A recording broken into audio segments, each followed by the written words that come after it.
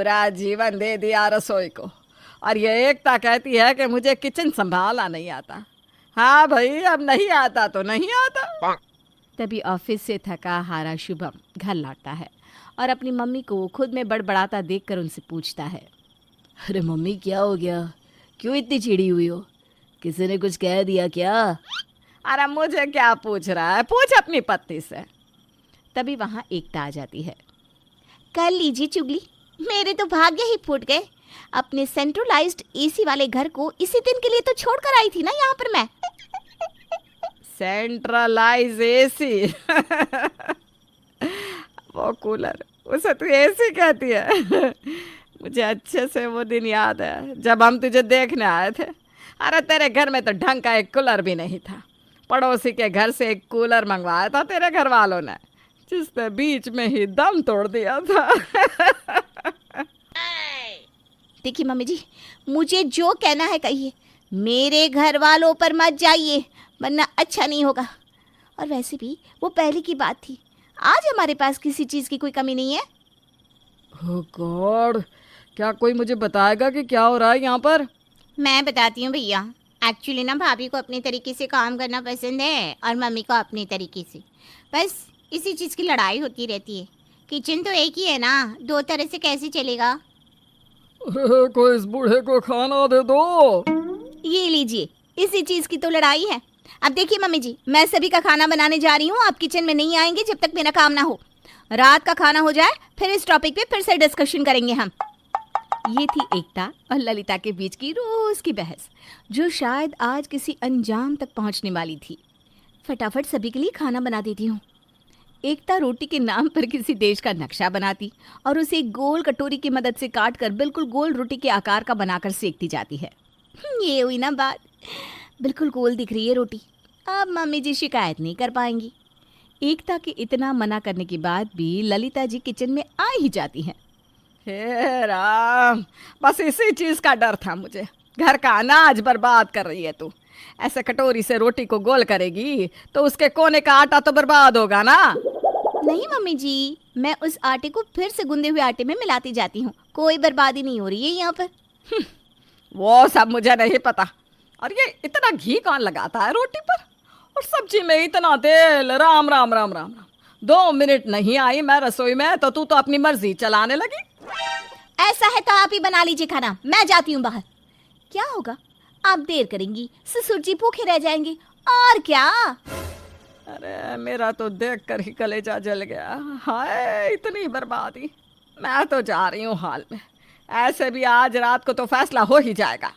वही ना मम्मी जी, आप में जरा भी पेशेंस होती ना तो अभी मुझे सुनाने में आपकी जो एनर्जी वेस्ट हुई ना वो बच जाती। एकता खाना बनाकर सभी को परोस देती है खाने की टेबल पर। मम्मी को एकता के काम करने का ढंग समझ नहीं आता और एकता को रोक टोक पसंद नहीं। मम्मी रोज खाना बना नहीं पाएगी और एकता को बनाने नहीं देगी।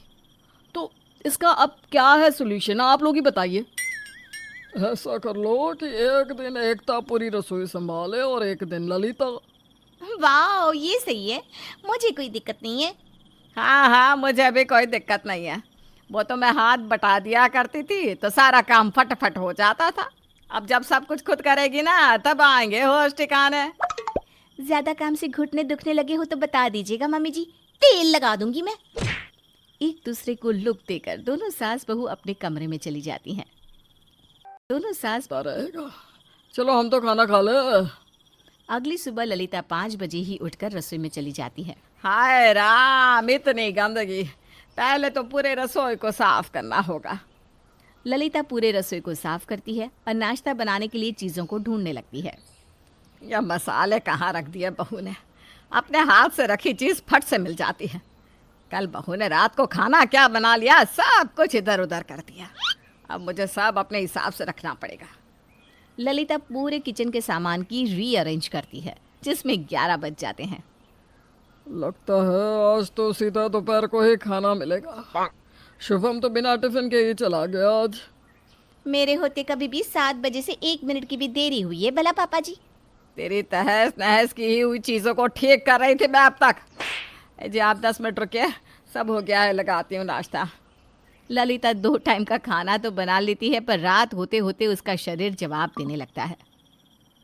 पहले तो एक बार में 40-40 लोगों का खाना बना लेती थी। शरीर ही है, उम्र भी हो गई, पर उस एकता के सामने मैं अपनी कमज़ोरी नहीं दिखाने वाली। जैसे तैसे बड़ी मुश्किल से बेचारी ललिता सबको खाना बनाकर खिला ही देती है। अगली सुबह, ओ गॉड, 8 बज गए, मम्मी जी ने उठाया भी नहीं। हाँ, वो क्यों उठाएंगी, वो तो यही चाहेंगी कि मैं हार जाऊं। एकता फौरन रसोई में जाती है। अरे यार, घी के डब्बे से घी हटा दिया मम्मी जी ने। कहाँ जाएंगी इतनी कंजूसी करके। उफ, अब घी निकालो। इतनी देर में तो शुभम जी के ऑफिस का टाइम भी हो जाएगा। उनको ब्रेड बटर ही दे देती हूँ, मैं फेल नहीं होने वाली। एकता सभी को नाश्ता बनाकर देती है। 7 बजे से पूरे 2 घंटे लेट हो गए बहू। वो पापा जी, मैं तो मजाक कर रहा हूँ बहू। मम्मी जी आधा काम कर दिया करती थी तो सब जल्दी जल्दी हो जाता था। अब तो देर हो गई ना पापा जी। दोपहर में राजमा चावल बना लेना बहू। अपनी सास की बात सुनकर एकता रसोई में आकर सोचती है, राजमा तो मम्मी जी ही बनाती थी, मैं तो बस तड़का लगाती थी। कोई बात नहीं, अभी तो 9 ही बजे हैं, मैं यूट्यूब से देखकर सब कर लूँगी। बहुत हड़बड़ाहट हो गई, अब तक नहाने का भी वक्त नहीं मिला, पहले फ्रेश हो लेती हूँ। एकता को फ्रेश होने और पूजा पाठ करने में 12 बज जाते हैं। 1 बजे तक सब दोपहर का खाना खा लेते हैं बहू। उस हिसाब से तैयारी तो हो गई है ना, क्योंकि 12 तो बज ही गए हैं। क्या 12 बज गए? एकता भागती हुई सीधा रसोई में जाती है और यूट्यूब से देखकर किसी तरह दोपहर का खाना बनाती है। ये तो काम हल्का नहीं, मुश्किल हो गया। अब अगर मम्मी जी से मदद मांगूंगी तो नहीं, मैं हार नहीं मानूंगी। अभी से ही रात के खाने की तैयारी शुरू कर देती हूँ। एकता सभी को दोपहर का खाना खिलाकर रात के खाने के काम में लग जाती है। ललिता एकता को काम करता देख परेशान होती जाती है। कल फिर से मेरा नंबर है। बहू तो जवान है, सब कर लेगी, मुझसे नहीं होता अकेले सब काम।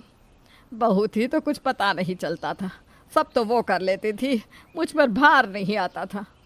किया तो किया, नहीं तो आराम। पर मैं बहू को ये बता भी तो नहीं सकती, वरना मैं हार जाऊंगी। दोनों सास बहुएं अपनी नाक को ऊंचा रखने के लिए किसी भी तरह काम करती रहती है।